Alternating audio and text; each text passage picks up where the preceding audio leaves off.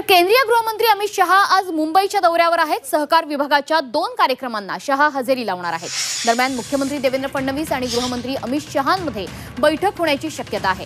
मुंबई महापालिका निवडणुकीच्या पार्श्वभूमीवर मुंबईतल्या पक्ष संघटनेबाबत शहा आणि फडणवीसांमध्ये चर्चेची शक्यता आहे।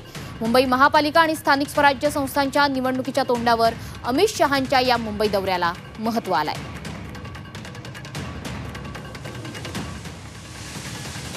तर आपले प्रतिनिधी ओम देशमुख सध्या फोनवरून आपल्याशी जोडले गेलेले आहेत। ओम, आज अमित शहा मुंबई दौऱ्यावर आहेत आणि अर्थातच आगामी निवडणुकीच्या पार्श्वभूमीवर या दौऱ्याला मोठं महत्त्व आहे। मुंबईतली संघटनात्मक रचना कशी असावी, कशी असेल याबाबत काही मार्गदर्शन आज शहा करणार आहेत का? मुंबईमध्ये सहकार विभागाच्या 2 कार्यक्रमांसाठी अमित शहा येत आहेत।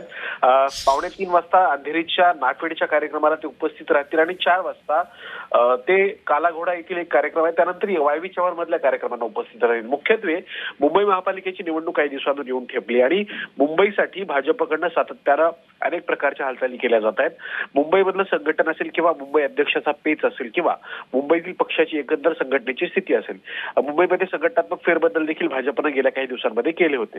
त्यामुळे एकंदरच मुंबईतली ही संघटनात्मक बांधणी, महापालिकेची निवडणूक आणि त्यासोबतच इतर स्थानिक स्वराज्य संस्थांच्या निवडणुकीच्या दृष्टीनं मुख्यमंत्र्यांसोबतच दोन्ही उपमुख्यमंत्र्यांसोबत सुद्धा अमित शहांची बैठक होऊ शकते अशी देखील एक शक्यता आहे।